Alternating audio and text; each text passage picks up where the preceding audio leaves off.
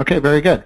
Well, good morning, everyone. It's the top of the hour. My name is Victor Lund, and I'd like to welcome you all to today's webinar. We're going to be talking about transaction management for brokers. We have a very esteemed panelist with us today, Glenn Shimkus, who is the Vice President of Real Estate Solutions for DocuSign. Glenn, if you could just advance to the first page, please.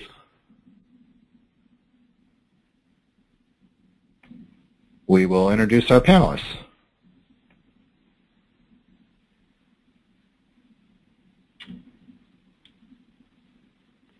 So Victor, you should see my first slide now? Yeah, if you could just go to the next page. You got it. Okay.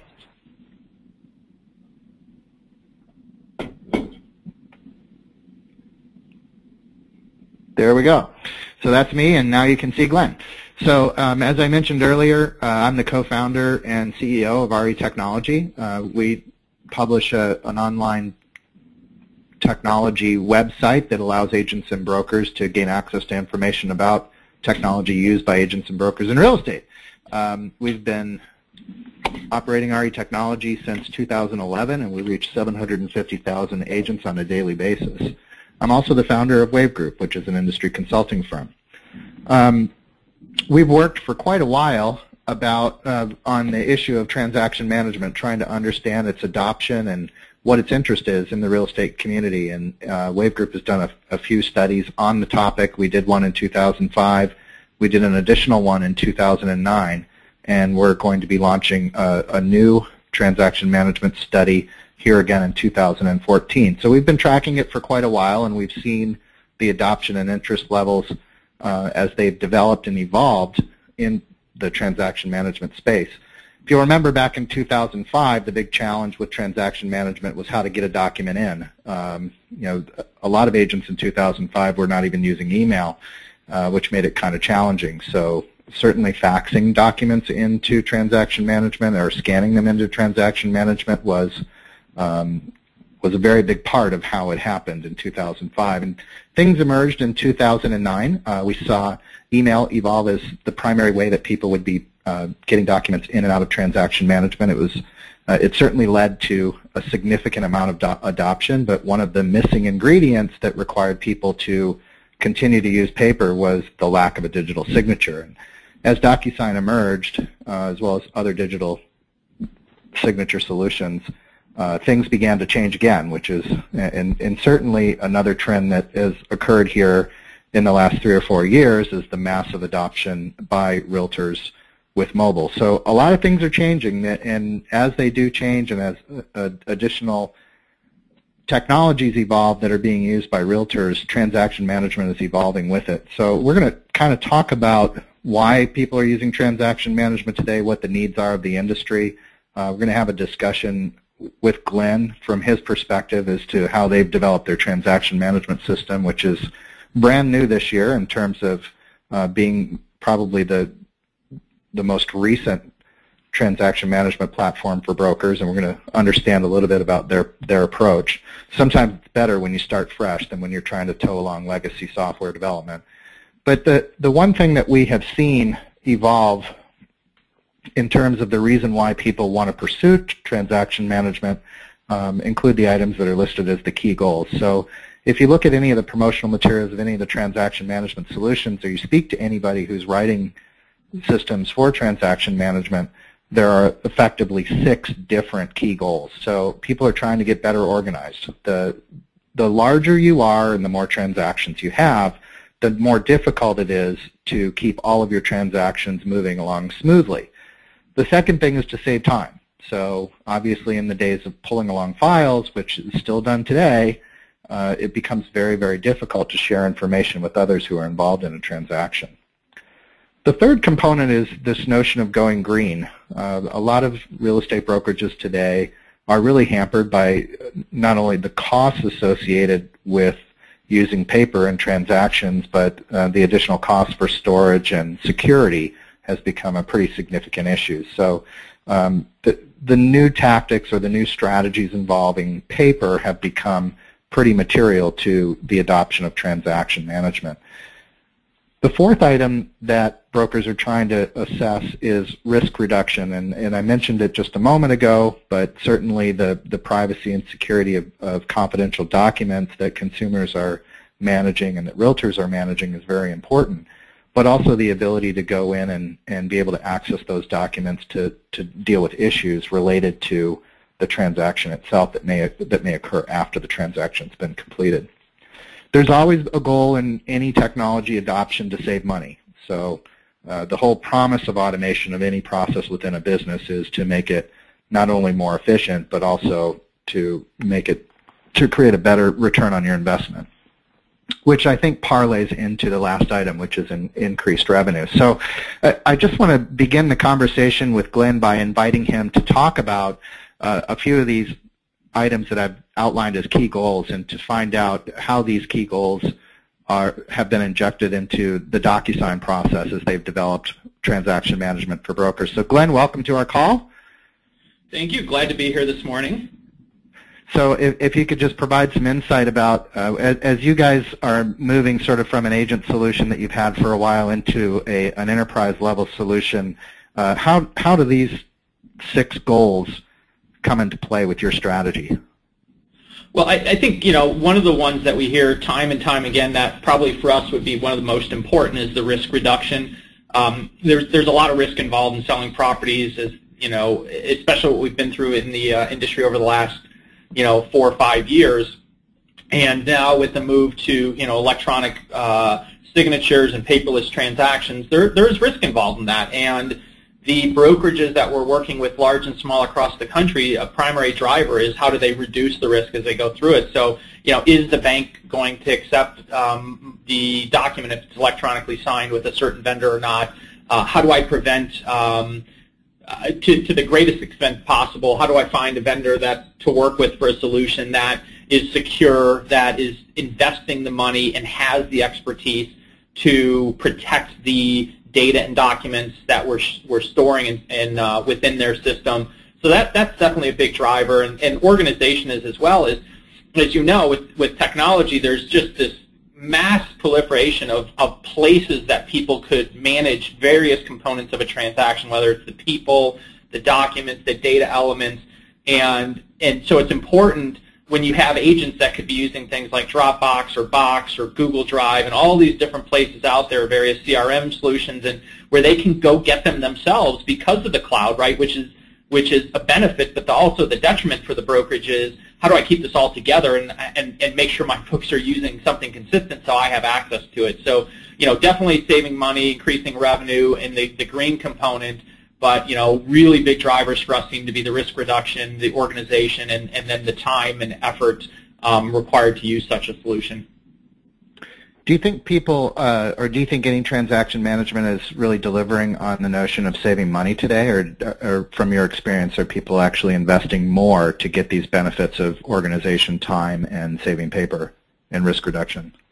Yeah, I think I think we're starting to get there where there's that benefit of saving money. And the reality is, let's face it, the reason I got into this business 5 years ago, and Paul and I founded Cartaby, which is of course now a part of DocuSign, was that when we looked in the marketplace, we just what we saw was transaction management, right? Nothing new. You've done studies on it in 2005 and 2009. And a lot of people were really unhappy with it. And when we started, the reason we started working with agents in the direction we did and the functionality we did was because we wanted to solve the pain points that were there. And so the reality is a lot of money was lost years ago in investments in a lot of money. And I think now we're just starting to get to a point where there is that financial return for brokerages to work with a transaction management solution. Let's look at the next slide, and let's really try and zone in on what it is that we're talking about when we discuss transaction management. So I'd like to look at the key elements of what transaction management is, because it's one of those terms that's used a lot in our industry, but it's probably poorly understood by many people. So if you could just advance the slide, we'll look at some of those key elements that you're trying to stitch together in a full end-to-end transaction management resource. Yep, there may be slight delay because I switched over as you started to speak, so hopefully you'll see it now. Yep, I got it. Okay, so everyone should be seeing the slide for the key elements of transaction management. So as Wave Group began to work with different entities that we support on transaction management, we identified 6 key components.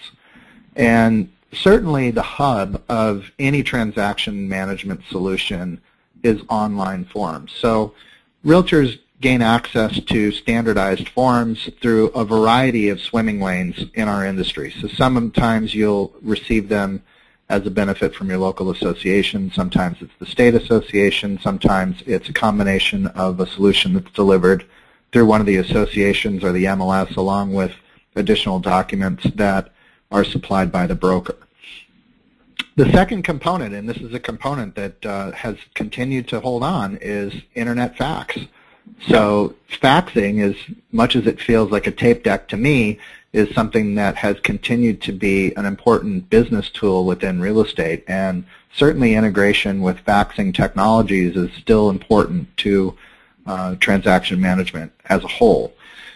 The third component that we evaluate is transaction task management, and one of the interesting caveats about task management is depending on your type of organization or even who you are in the organization, your tasks or your process is going to be different. And the solution that you choose has to be flexible enough so that you can create your own business workflow. It's certainly very, very different when you have a transaction manager doing transaction management versus an agent doing it. And it becomes really complex when you introduce the other side of it. So one firm may be using a particular transaction management and task flow for, in representing the seller, and the buyer may have a completely separate order of events and tasks and things that need to be done. And even within a brokerage, there may be additional requirements or disclosures that the broker requires that another brokerage doesn't. The third thing, in our 2009 study, the number one reason why people failed to adopt transaction management or failed to be satisfied with it was the lack of a digital signature in a lot of the solutions. And I think that that's been cured by and large with most solutions available in the industry today, but the fact that you're trying to manage your document, you're trying to be paperless, and you're trying to invite everybody to these transaction rooms, but then you have to print the document out to get it signed, and then you have to put it back in, became a real significant barrier. The third thing, and we've talked about this a little bit, is the security and storage and sharing of the document. So all of that information, when it becomes digitized, has to be protected, and certainly any solution has to have a pedigree for security and storage. And now the last key element that's emerged recently is the ability to do it mobile. Real estate agents are mobile, and they need to be able to check in on their transactions. And today, by and large, that means calling someone and making a lot of calls to a variety of different people. So the ability to pull out your mobile phone or your tablet or even your laptop if it's connected to the internet and be able to look up what the progress has been on your transaction is all very material to successful transaction management.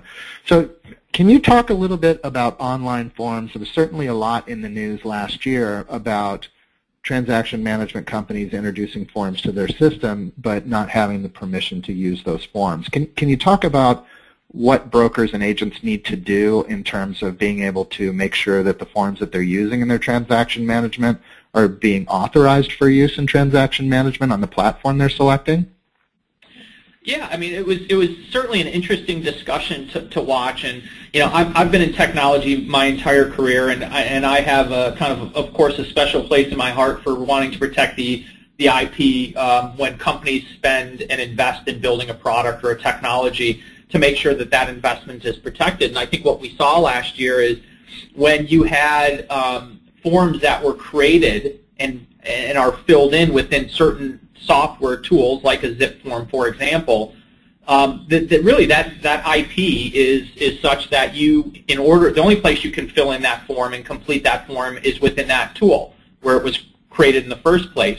And so, from my perspective, of course, as a technologist, is I really believe that we need to protect companies that are doing that, such that when their technology is used to create a form, that's where it's from. And what happened is people were taking those forms and basically skirting the investment that firms like Instanet and zip forms made in the technology, and they're just basically taking the forms and saying, okay, well, we can put it in our system, and you can use our system to fill it out. What happens is basically they're going around the system, and the reality, Victor, is the real value of those tools isn't necessarily the ability to create a form. I mean, we could have done that within the DocuSign transaction room product years ago, back even when it was Cardivi.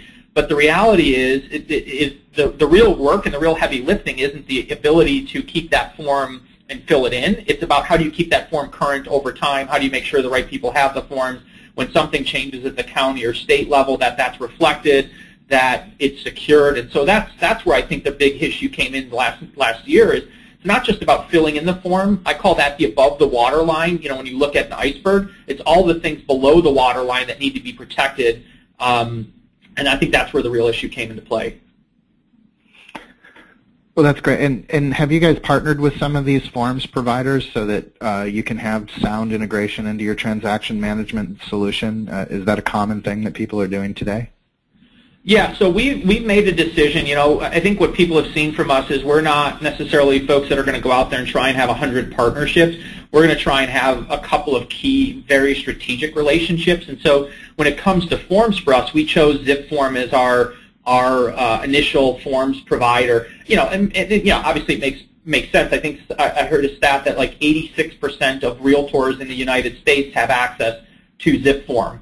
And so they're the #1 provider out there. And so what we did is last October we released integration, so you could be within ZipForm and push the forms into DocuSign transaction rooms, or you could be in the DocuSign transaction room product and pull forms from ZipForm. And that really was our first phase of this integration. Last week I was in California. I was at the ZipForm or ZipLogic offices, and I'm really excited about our next phase of the integration, which is not just taking a form, creating it in Zip, and then pushing or pulling it into transaction rooms.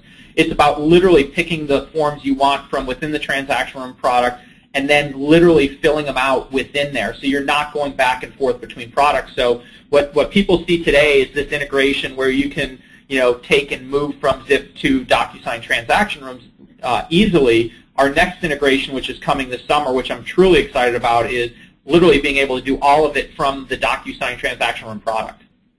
All right, so the key takeaway for those on the call about forms is that make sure that the forms that you're using in any transaction management solution are being properly licensed before you put them in your transaction management solution. Get a confirmation from whoever your forms provider is, whether it's the association or otherwise, to make sure that you're clean on that. So let's talk about internet fax right now and just faxing in general. Have you guys seen any kind of waning in the usage of faxing as a component of transaction management? It's funny you bring internet fax. I mean, when we first went live with our product, we had the ability to fax in and fax out without a cover sheet. Every individual that's a user gets their own dedicated fax number. And I've been, I've presented on a couple panels and gotten, scoffed at, honestly, a little bit by some of our competitors about supporting fax. And the reality is, the way I look at it is, who says fax is bad anymore? I mean, now, is it the future? No, I don't think so. But I think, honestly, the role of fax has changed, right? And so fax, 10, 15 years ago, used to be, I'm in Chicago, and I have a piece of paper, and I need to get that piece of paper to Victor, who's in California, right? And now what fax is about is not necessarily that component, but it's about how do you use this little machine that we have hundreds of millions of in the United States, and how do I take a piece of paper and convert it to digital, right? Because it ends up in my email, and then I can do something with it. And so I think the role of fax has changed, and and the reality is people use fax, and there's nothing wrong with it. Whenever you look at adoption in any industry of any technology, you're going to have early adopters, you're going to have the mass, and then you're going to have late adopters. And the reality is there are people that still rely on fax in real estate, and by the way, not just real estate, wealth management and insurance and other industries. And will that diminish over time? Sure. But what we're seeing is a continued growth in the number of faxes being sent every month through DocuSign transaction rooms. Not decline, but growth. Yeah, it's pretty interesting. I mean, for me, the Adobe PDF killed the fax requirement in my business. That, the Adobe PDF combined with digital signatures. We don't we have a fax machine. I don't know what we use it for, to be honest with you, except for when we get something in the mail that we have to deal with and then digitize it. But it's intriguing, but that continues to be an important piece. But I would say the takeaway on fax is that it does do a nice job of time stamping a literal document in terms of making sure that that document hasn't been changed at all. And a lot of that technology is available from Adobe now with their PDF component. Can you talk a little bit about that? Because there was a lot of discussion on that last year, and I don't think a lot of people really understand the difference between a PDF that can be modified and the PDF that can't be modified. Can you just tell the people on the phone how you determine when you're looking at a PDF whether it has been altered or whether it can be altered? Yeah, and this is really related to not only the fax but also the digital signature, and that was definitely a major topic last year and one we were kind of right in the heart of. And it's related to, there's a lot of tools, right? So we talked about forms and how I always talk about above the waterline and below the waterline. And with forms, creating the form and filling it in, that's above the waterline, that's easy. But the below the waterline is where the hard work comes in, and that holds true when you're talking about this digital certificate on a PDF. And what happens is you can use a tool like HelloSign or plenty of tools out there where you can sign something on your tablet, right, or apply a change to it. But the reality is it's not locking down that PDF to tell you, hey, now that you've applied these changes, a signature or whatever, now let's lock it down, let's seal it, make sure that people know that, hey, this has been altered or hasn't been altered. And so with DocuSign, for example, and there's other players in the industry that do this as well, like AuthentiSign, which is terrific. And in that when you sign something, for example, it actually puts a seal and locks that PDF down so that either for DocuSign, for example, you either, when you open a DocuSign document, you see it tells you there's a seal, this was signed, and it takes a link back to the people that were part of the signing and gives the detail, or it tells you the seal's broken, and hey, something has happened since you last edited this. And that's really important because, again, same thing above the waterline, to actually apply a signature to a document or make a change to it, no big deal. Tons of technology that you can pick up for free or for 99 cents on your phone or tablet. To lock it down, to make sure it's enforceable, that it can't be changed, really critical. And again, below the waterline, heavy lifting that needs to get done. And certainly that plays into the validation of the digital signature and the security and storage and management of the document over time too, which I think for the next 4 items you're going to address these when you talk about your approach to transaction management. So if we could move on to the next slide, I really want to review the 5 things that we understand from our clients that are causing a difficult time with the adoption of transaction management in our industry today. And certainly one of the things is one of the chief business issues. Did you flip the slide? Because I'm not seeing it quite yet. Yeah, I did. Okay, we'll wait for the next slide to appear, but I'll just kind of work into it. But, one of the key issues is the lack of definition. So transaction management, document management, all of these terms are being used today, and they're used in different ways by different people, and it's not really clear which is which. And forms management, right? So it's a combination of these 3 different items. So can you just define what transaction management is and articulate how it's different from document management or forms management? Well, it's funny because one of the first things is I got into this industry, 5 years ago, and Paul and I went out and started talking to folks. We kept hearing transaction management. And I'd say, again, I'm all ears. Okay, Victor, tell me what it is. And you go out and you talk to brokers, you talk to agents, you talk to those in the industry, and if you talk to 30 people, you get 40 answers. I mean, it was just hysterical. And I think the reality is when you talk about, we just talked about what the elements are, forms, fax, signature, storage, etc. The reality is transaction management is the layer above that pulls those pieces that are components together in order to bring them to a point where you can move a transaction in real estate from a point of taking a listing or working with a client all the way through the conclusion of that transaction, and then even afterwards where people need to have access to documents like next year you're going to put up a fence and you need to make sure that you need to know where the property lines are, what you can do for the homeowners association. But it's, the elements are that, right? Forms is one piece of the puzzle. Signatures, electronic signatures, another piece of the puzzle. Storage and sharing, another piece. And what I think transaction management is about is how do you bring all of that together to move a transaction from inception to conclusion. Thank you. The next thing that continues to be a business issue in adoption of transaction management is the lack of a compelling benefit. I speak to very, very successful real estate agents all the time who to this day will drive down to the association office, pick up a forms packet, and go out to see their customer and get it signed.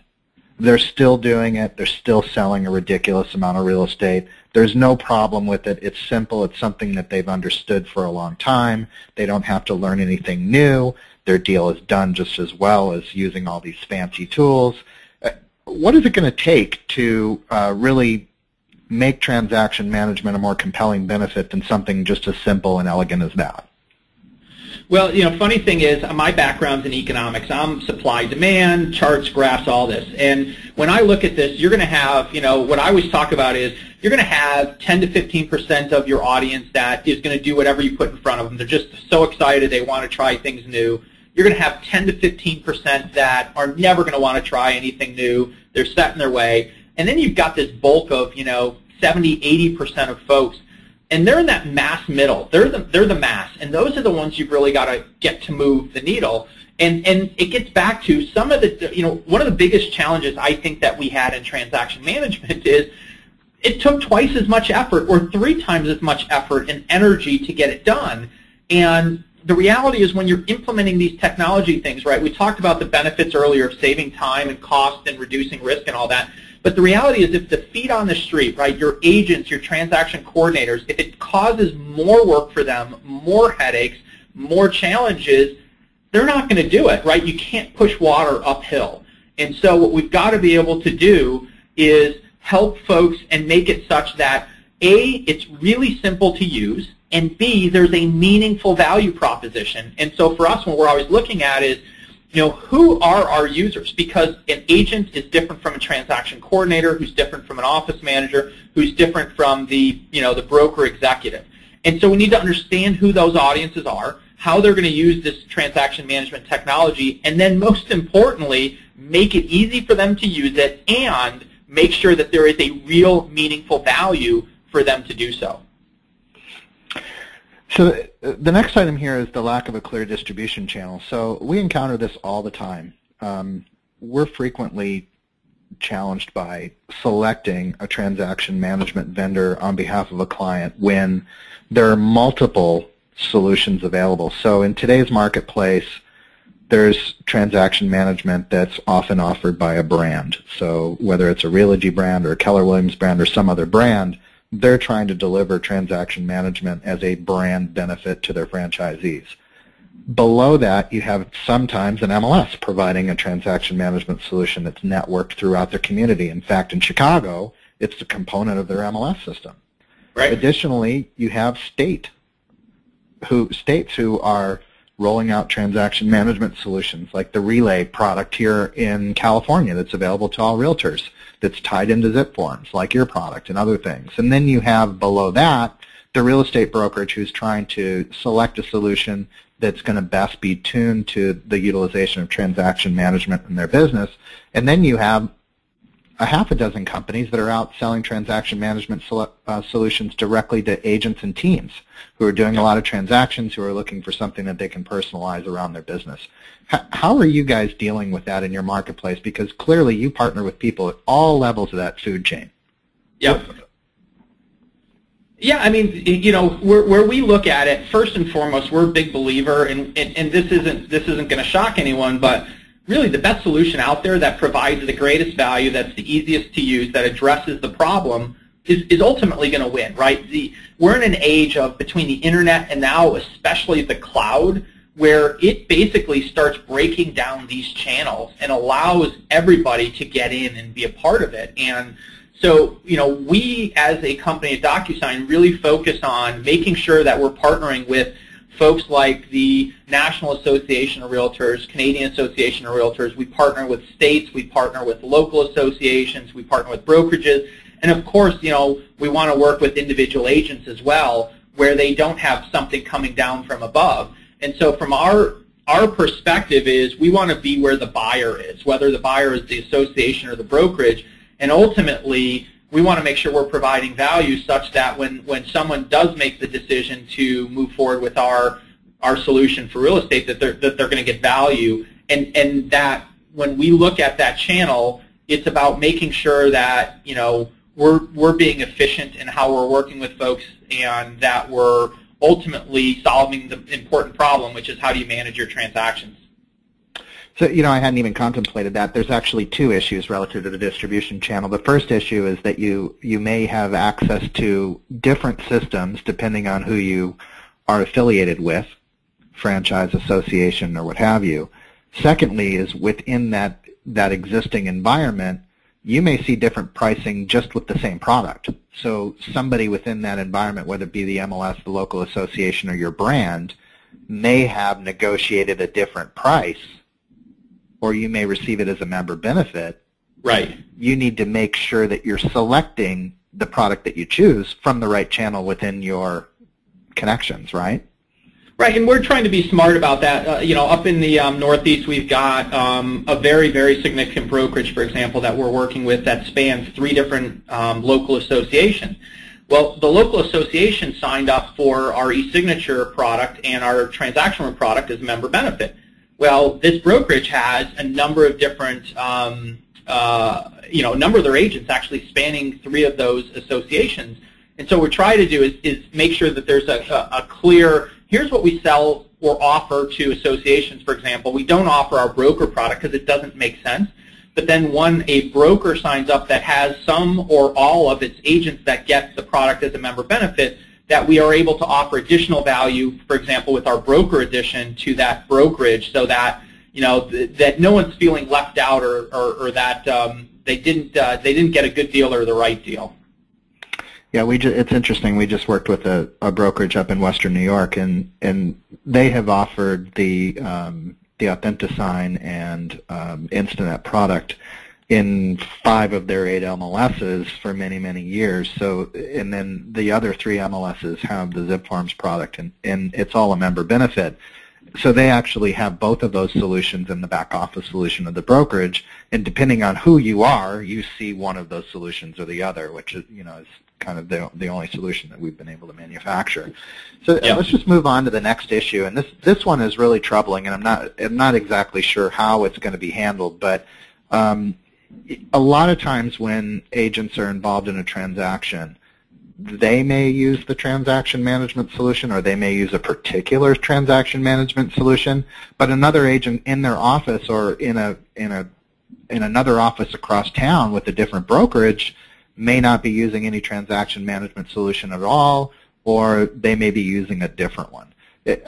How is that going to be absorbed by the transaction management industry so that you can have buyer and seller representation operating on multiple platforms within their own distinguished workflow without causing conflicts or additional pain?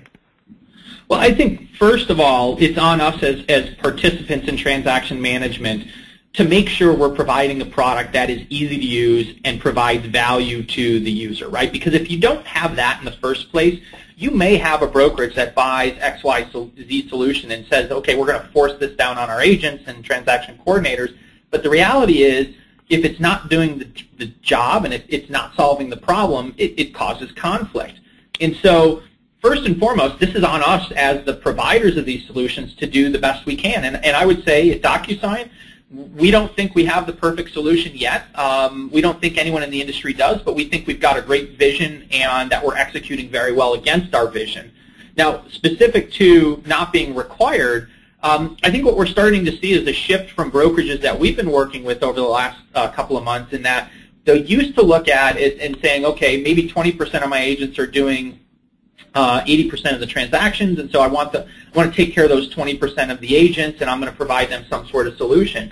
I think there's a shift right now. Instead of looking at the people like an agent or a transaction coordinator, where when it comes to transaction management, the brokerage is saying, listen, I care about the transaction, not of course that I don't care about the team, but I've got to make sure when I'm dealing with security, when I'm dealing with enforceability, when I'm dealing with those items that we talked about earlier, risk and risk mitigation, is that we're saying every transaction has to be driven through this particular platform. And for us, the way we've looked at what the implications are as we built our solution was that we knew that some agents, no matter what you do, no matter what you put in front of them, they're not going to change what they're doing, right? That 10 or 15% that won't adopt, and that's okay. But allowing such that the brokerage can say, okay, well, in that case, if the agent's not going to do it, we're going to have the transaction manager or office manager take and input the stuff. But at the same time, whether whoever's doing it, we want to make sure that you have the ability to make sure everything is driven through this platform for the brokerage. Thank you. You can advance the slide while we talk about the client relationship, and we'll let the lag take care of itself. But the one issue, and I think the jury's out on this, and probably will be for some time, is you have personal beliefs among real estate agents about how the client relationship is impacted by all of this technology and by the separation between agent and consumer when you're doing a lot of this stuff remotely. I mean, there's certainly a huge benefit, and we hear these stories all the time about an agent selling a listing to somebody who's on an airplane and signing a transaction, and then you also hear this notion that, it's really incumbent upon me as a realtor to sit down with my customer as we're going through the documents and explain each one of them to the customer. And I think mobile has solved a lot of that because you can use a tablet computer to kind of run through things and articulate it with the customer and still keep that transaction paperless. But I think that that's just going to be an issue that's going to have to take care of itself over time as people become more accustomed to using technology solutions rather than paper solutions in their business. And there's a lot of predispositions one way or the other that are certainly pretty hard to overcome. The technical issues, and we've talked about some of these before relative to security and forms licenses and systems not talking to each other, is some technical issues related to usability, what I call the technology chasm. So you have to learn something new, and that's always been a challenge for realtors today. I mean, again, you have a system that isn't broken, you're trying to make it better. And to make it better requires an investment of time in learning a new technology. And then the next thing is data integration. So, a lot of agents say, well, geez, wouldn't it be great if I put in, part of the information and then my documents populate and the tasks populate, and I just assign a property, I assign what I'm doing with that property, and then all of the documents sort of magically appear and they're complete, and now we just need to make sure that everything is accurate and then move forward to signing. So can you talk about what you guys are doing to cross the technology chasm and what you're doing with what's on your data integration roadmap? I think we'll skip the last 3 items on the slide since we've already addressed them. Well, the way I look at this slide is if I would have this, I'd put one big word across this slide, and that word is friction, right? And the way we look at this is friction causes pain, and with friction, the more friction, the more steps, if you will, the lower the case of adoption that it's going to be. And so all of these things relate to kind of friction or slowing down. And there's no doubt that when you try something new, whatever it is, whether it's technology related or not, business related or personal, there's always that initial investment, as you talked about, that has to be made.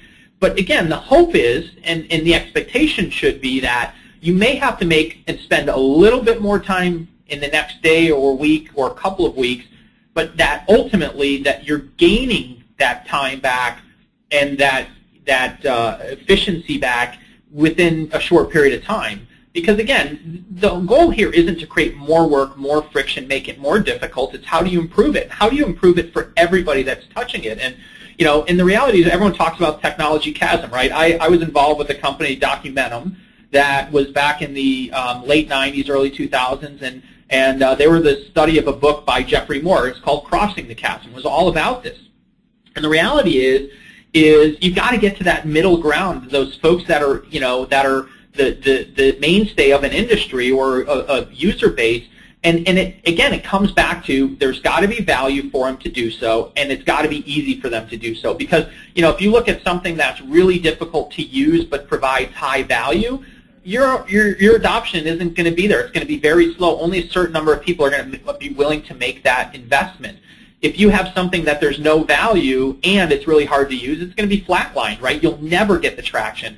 And so when you talk about the chasm, it's by addressing all the things like making sure, people tell us today, right? There's storage everywhere. Google Drive, Dropbox, Box, Zip Form. These are all different places you could store and create. Well, the reality is we said, okay, well, we want to make sure it's brought together, so that you can, wherever your documents are, you can bring them in. When you have the forms, we want to make that integration. And ultimately, what our vision of this is that the DocuSign Transaction Room product becomes the hub of where you get your deals done. And it involves integration, systems talking to others, form licenses, security. And I get back to security a lot because that is a mainstay. And when you look at DocuSign as a company, for example, we've spent $100 million plus. We have a team. Our chief security information officer came from the credit card industry. He's the #2 guy at Visa in terms of security. We have former Secret Service agents. We have a gentleman who was literally ethically hired to hack the White House and the website. We have literally people that their lifeblood is security, and so all of these things together make up a reduction in friction, and therefore, hopefully, the more you reduce the friction, the better the adoption is going to be. Excellent. So if you could just move on to the next slide.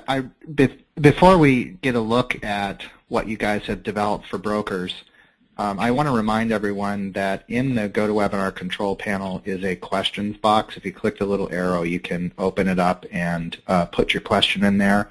Glenn is going to be invited in a moment to just provide a quick 10-15 minute overview of the solution that they've developed so that you guys can kind of look at it and see it. But before we do that, I just want to go to our last slide. And I want to talk about some serious things, which are the dissatisfaction issues that exist with transaction management today. And I'm hoping that as you go through your product, you can kind of outline how your company is addressing some of these things. So one of the really, really strange things about transaction management, and as researchers, we don't see this very often, but as adoption is growing, as more people are using the solution, satisfaction is getting worse. So like the interest level for transaction management is very high. I think I wrote this slide wrong, but people are becoming less satisfied the more they use transaction management, which tells me that people are trying it, they're very interested in it, but a lot of the solutions really aren't delivering the kind of effectiveness that we outlined in terms of goals in our very first slide.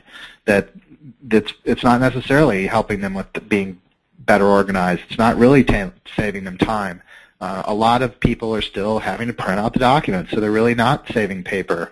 And if you're printing out the documents, then you're really not. Then you have 2 copies, 1 digital, 1 paper, and you're really not reducing risk. And because you're now multiplying the time and effort across a digital platform and a paper platform, you're really not saving yourself much money.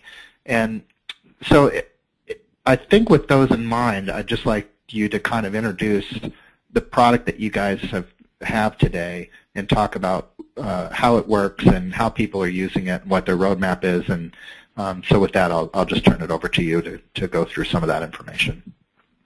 Yeah, and thank you for that opportunity, Victor. And I promise to be quick here because I really want to make sure we have time at the end for questions. But what we're really focused on is kind of 2 products that we're offering in the market. One is our DocuSign for Real Estate Plus, which is the transaction room product, formerly Cartavy, and the e-signature product. And then we also have DocuSign for Real Estate Plus, our broker edition, which is set up for brokerages, groups, teams. And when we looked at it, you talked just now about, interestingly enough, interest goes up, adoption goes up, satisfaction goes down. And part of that was, what's the role of a transaction coordinator versus an agent? And so when we started working on this, and Paul and I began this journey 5 years ago, when we looked at it, the solutions were really difficult to use, not aesthetically pleasing, no notion of mobile. And so when we focused on it, we knew our goal was to manage the entire transaction and get into the area called transaction management. But we also knew we needed to start with the agents, start with them because they're the feet on the street and they're the ones that are at the inception of the transaction. So it's really critical. But we also have recently really moved up in terms of managers like a transaction coordinator or an office manager all the way up through the brokerage and providing a solution that flows through all of them, because agents are going to have different needs on this than the broker, than the transaction coordinator. And so we wanted to make sure that as we started with kind of the folks kind of with the inception of the transaction. And then as we looked at it, we wanted to make sure this was, again, very complete.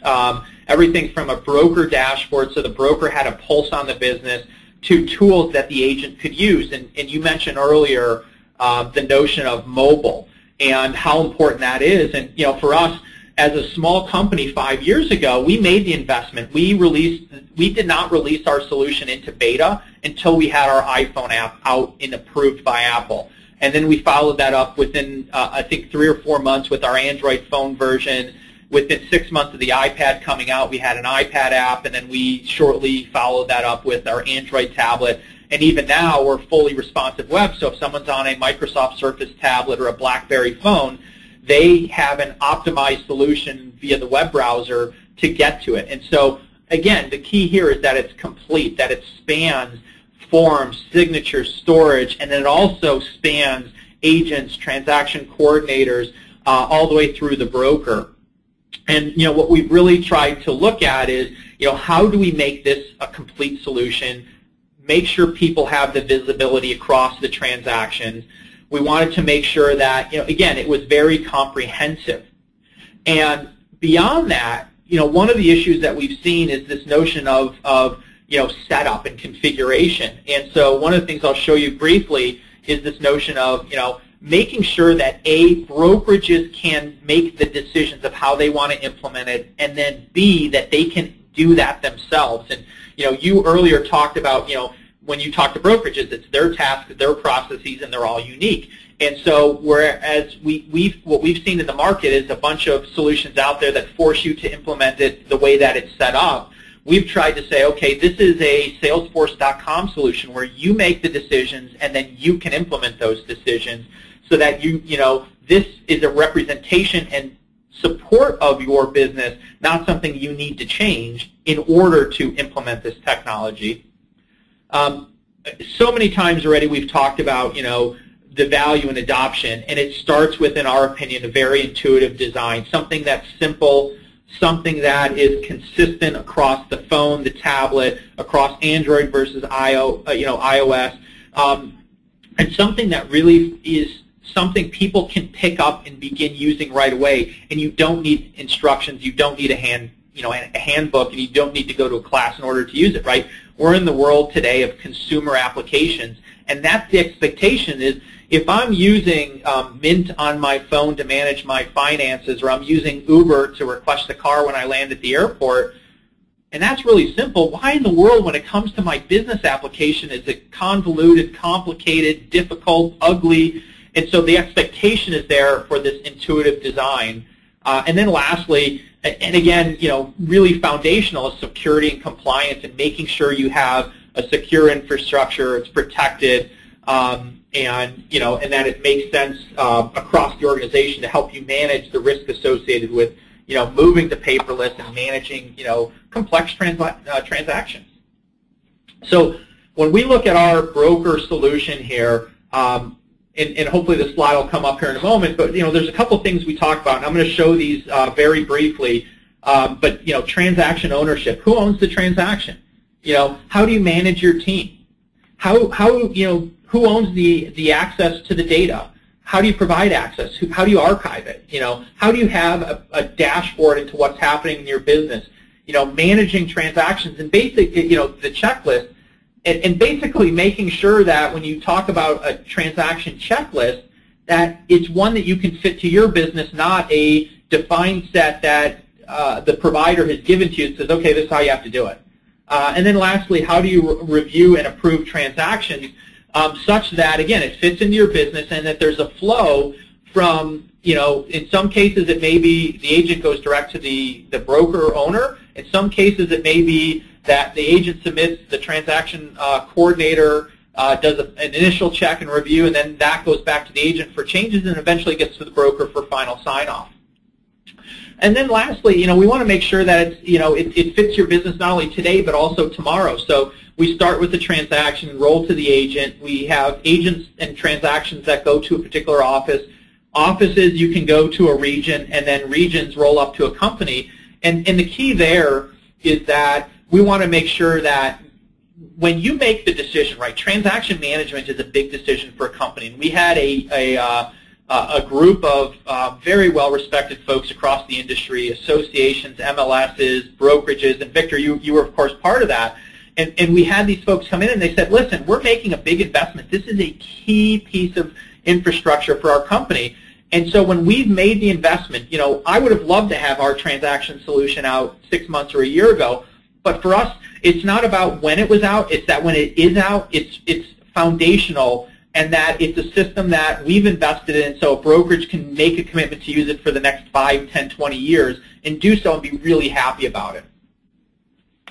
So I'm going to switch over here to do a very brief demo and just show you a couple of the things that we talked about. And again, this isn't meant to be an overall, here's what happens in the broker solution. It's a matter of making sure that you have an idea of what we're doing, and then if you have questions or follow-up, you can certainly reach out to us, and we'll be more than happy to provide you more of an overview. But what I show is a couple things. We've got an agent here who can create a transaction room, and I'm in Seattle right now visiting our office here, so I'm just going to say we're going to create a transaction, 1201 2nd Street, which is our office in Washington. And I'm going to go ahead and create that, and I'm going to say that I am the agent on the listing side. And the first thing I want to show is you'll notice here that when I go to the People tab, there's already people in the tab. My office manager's already here, my transaction coordinator's already here, my broker's here. And this is all about the setup that you have for the broker, so you don't need to worry about remembering who needs to get invited. The agent doesn't need to do that. The appropriate folks that you determine as the brokerage are automatically added to the transaction room. And then if I go ahead and add documents to this particular transaction room, we'll just pick a couple. And I believe there's a little bit of a delay, but you'll see me in a moment here selecting documents and bringing them into the transaction room. And you'll notice if I pick a particular document, and so I'm just going to go here. If I go to a particular document like this property disclosure, and if I click Access here, you're going to see that it's already shared with Barbara, Stan, and Steve. These are the folks in my brokerage that should have access to this, and so I don't need to share this document. Anything I see as an agent or a member of this brokerage is automatically seen by Barbara, who's my office manager, Stan, who's my broker, and Steve, who's my transaction coordinator. So I don't need to remember to do such.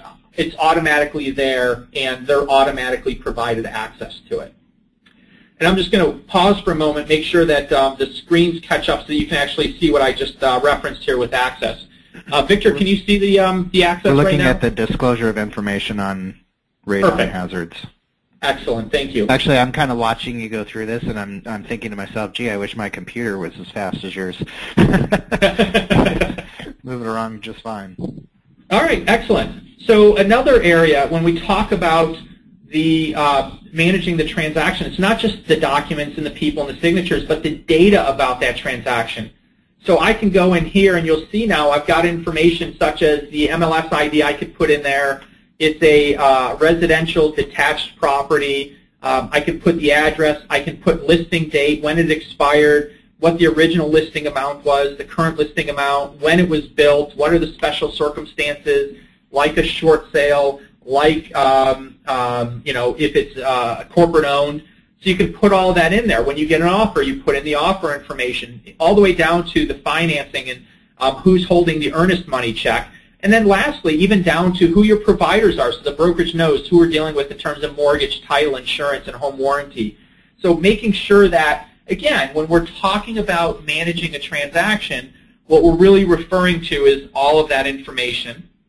And then we talked earlier about compliance. So we have this notion of a checklist. So an agent or anyone, again, any one of the folks that are in my brokerage that have access to this transaction can actually go in and attach a checklist to it. So we've got different checklists for listing, for purchase, for contract, for closing. So I can apply a checklist, again, that my company has set up, and I can attach that checklist. And you'll see in here that I'm required to add a mold disclosure in a purchase agreement, and I have optional property disclosure, purchase addendum, and radon disclosure. Again, this is very simplistic, but what you can do then is go to an item like the mold disclosure and select from your list of documents. So I can say that this is it.